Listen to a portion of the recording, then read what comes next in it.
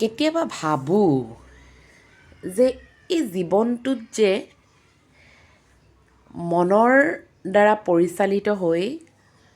এটা সময় এটা যুগ জীৱনৰ যে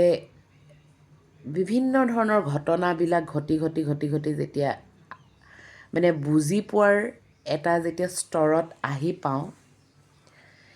তেতিয়া কিন্তু সেই পিছৰ ঘটনাবিলাক লৈ পিনে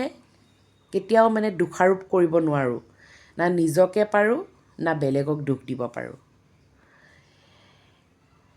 কাৰণ সেই এৰি অহা দিনবিলাকে আজি মোক শিকাইছে আজি মোক নতুনত্ব প্ৰদান কৰিছে আৰু এৰি অহা দিনবিলাক বা ঘটি যোৱা ঘটনাবিলাকৰ পৰা যি উপলব্ধি হৈছে সেই উপলব্ধিৰ দ্বাৰা আজি কোনো যদি অসহায় ব্যক্তিৰ লগতো যদি মই কথা পাতোঁ তেওঁক যদি মই এষাৰ কথা কওঁ যে হয় মই তোমাৰ অনুভৱটো বুজি পাইছোঁ যে তুমি এইটো কিয় কৰিলা বা এইটো কিয় কৰিবলৈ গৈছিলা বা কিয় কৰি দিলা সেই অনুভৱখিনি বা সেই পৰিস্থিতিখিনি মই বুজিব পৰা মানে মোৰ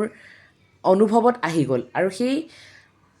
বিপৰীত মানুহজনে তেতিয়া নিজকে ভাবে যে নহয় এই ভুলটো কেৱল মই অকলে কৰি দিয়া নহয় বা মই নিজকে নিজে এতিয়া মই সেই ভুলটো কৰি শেষ কৰি দিব নোৱাৰোঁ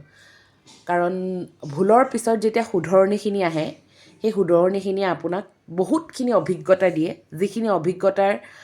আপুনি হয়তো কোনোবা এটা ৰাস্তাত ভুল কৰি গুচি গৈছিলে কিন্তু অইন মানুহে সেই ৰাস্তাটোত যদি যাব খোজে তেতিয়াহ'লে আপুনি তেওঁক নিশ্চয়কৈ এটা ভাল পথ দেখুৱাবলৈ পাৰে আৰু মোৰ বিশেষকৈ জীৱনটোত ঘটি অহা ঘটনাবিলাকৰ পৰা মই এতিয়া এটা কথাই ভাবোঁ যে ঈশ্বৰে যিদৰে মোক এটা শিক্ষা দিব বিচাৰিছিলে এই মানৱ জীৱনটোত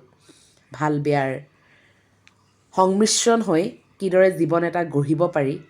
তাৰ এটা সুন্দৰ আভাস পালোঁ মই আৰু সেই আভাসৰ বাবে মই ঈশ্বৰক সদায়ে মই কৃতজ্ঞতা জ্ঞাপন কৰোঁ আৰু যিহেতু সদায় আমাৰ লগতে যিহেতু সেই নেদেখা অদৃশ্য শক্তিটো থাকে গতিকে সেই শক্তিটোৱে যাতে আমাক প্ৰতি পলে হাতত ধৰি ৰাখি আমাক আগুৱাই নিয়ে সেয়াই সদায় আমি প্ৰাৰ্থনা কৰিব লাগে আৰু মনৰ দ্বাৰা পৰিচালিত হৈ কেতিয়াবা আমি ভুল সিদ্ধান্ত ল'লেও তাক আমি স্বীকাৰ কৰিব লাগে তাৰ পৰা আমি কেতিয়াও পলাব নালাগে আৰু সেই স্বীকাৰ কৰোঁতে আপোনাৰ যি শক্তি আহে সেই শক্তিখিনিয়ে আচলতে আপুনি গম পাব লাগে যে আপোনাৰ ওচৰত নিশ্চয় কিবা এটা শক্তি আছে বিশেষ শক্তি যি শক্তিয়ে আপোনাক মানিব পৰা সেই গুণখিনি দিছে বা সেই শক্তিখিনি দিছে গতিকে তেওঁ আপোনাৰ লগত নিশ্চয়কৈ আছে গতিকে আজি মই এইখিনি অলপ সৰুকৈ মনৰ ভাৱ আপোনাৰ লগত প্ৰকাশ কৰিলোঁ আশা কৰিছোঁ আপোনালোকে ভাল পাব ধন্যবাদ